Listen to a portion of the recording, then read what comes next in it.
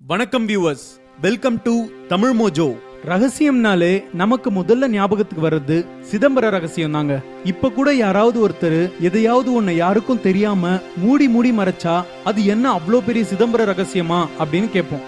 உண்மையில சிதம்பர ரகசியம்னா என்ன, அதை பத்தி தான் நாம பார்க்க போறோம்.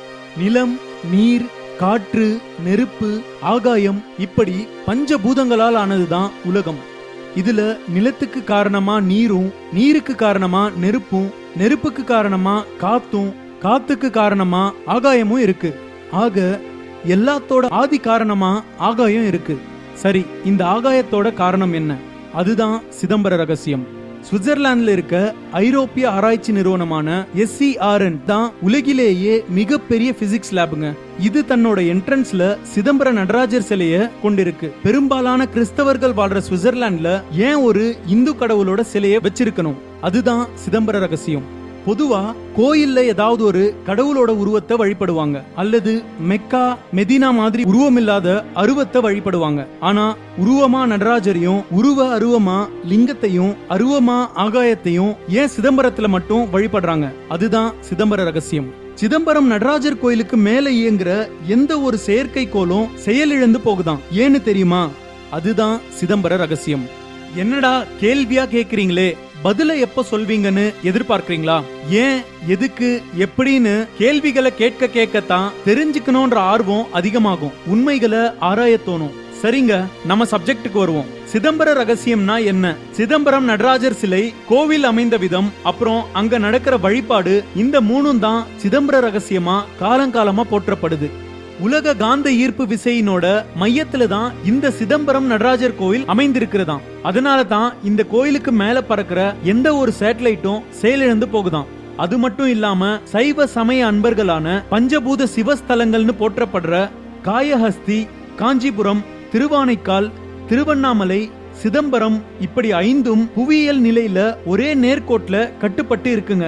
அறிவியல் சாதனங்கள் நிறைய பயன்படுத்தப்படாம 5000 வருடங்களுக்கு முன்னாடி இந்த 5 கோயிலையும் எப்படி கட்டினாங்கன்றது இன்னும் விசித்திரமா தாங்க இருக்கு. துல்லியமா சொல்லணும்னா மனித உடல் அமைப்புல சிதம்பர நடராஜர் கோயில் அமைந்திருக்கு. நம்ம உடம்புல 9 ஓட்டைகள் இருக்கிற மாதிரி இந்த கோவில்லையும் 9 வாசல்கள் இருக்குங்க. நடராஜர் சன்னதி மனிதனோட இதயத்தை வெளிப்படுத்துற விதமா அமைந்திருக்கு. உடம்புல இடப்பாக்கத்துல இதயம் இருக்கிறது மாதிரியே இங்க கோவில் கருவறையின் இடப்பாக்கத்திலேயே நடராஜர் சிலை அமைந்திருக்கிறது. அது மட்டும் இல்லாம நடராஜர் இருக்கிற கருவறைக்கு மேல கிட்டத்தட்ட 21,600 தங்க ஓடுகள் இருக்கின்றன.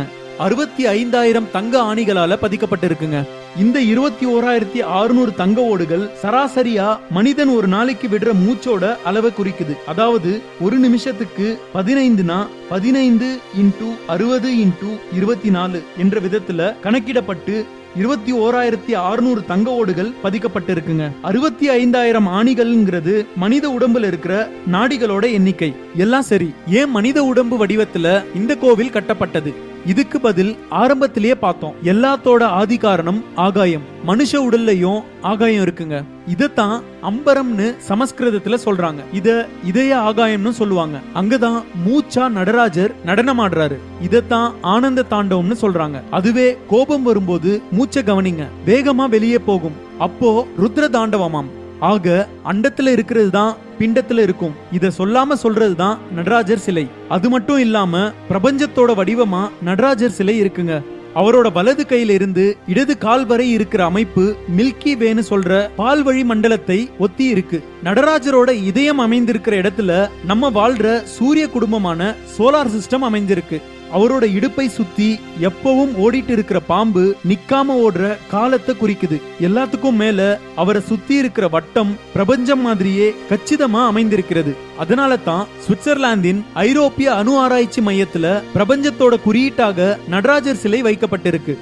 எல்லாம் ஒடுங்குற ஆகாயத்தை இந்த கோயில்ல நடராஜரா வழிபடுறாங்க. நடராஜருக்கு அபிஷேக ஆராதனைகள் நடக்கிறது மாதிரியே தங்கத்தாலான பில்வ இலைகளை செஞ்சு அதை வெறும் ஆகாயத்துக்கு அணிவிச்சு மூலவருக்கு பக்கத்துல வச்சிருக்காங்க. மூலவருக்கு அபிஷேக ஆராதனைகள் நடக்கும்போது அதை இந்த ஆகாயத்துக்கும் காண்பிக்கிறாங்க. 6 கால பூஜைகளின் போது மட்டுமே இந்த தங்க வில்வத்தினால் ஆராதிக்கப்படும் ஆகாயத்தை நாம பார்க்க முடியும். ஒட்டு மொத்தத்துல சிதம்பர நடராஜர் கோயில் அப்படிங்கிறது சிவஸ்தலம் மட்டும் இல்ல, அது பழங்கால விண்வெளி ஆராய்ச்சி கூடமா உலகத்தோட தோற்றத்தை சொல்லி உலகத்துக்கும் தனிப்பட்ட மனித உடலுக்கும் உள்ள ஒற்றுமையை விளக்கி அறிவியலோட எல்லை ஆன்மீகம்னு இன்னும் பல கோடி வருடங்களுக்கு பல பேரோட புருவத்தை உயர்த்த போகுதுங்க. இந்த வீடியோ உங்களுக்கு பிடிச்சிருந்தா லைக் பண்ணுங்க, ஷேர் பண்ணுங்க, உங்களோட சஜஷன்ஸை கமெண்ட் பண்ணுங்க. மேலும் இது மாதிரி பல சுவாரஸ்யமான தகவல்களை தெரிந்து கொள்ள தமிழ் மோஜோ சேனலை சப்ஸ்கிரைப் பண்ணுங்க.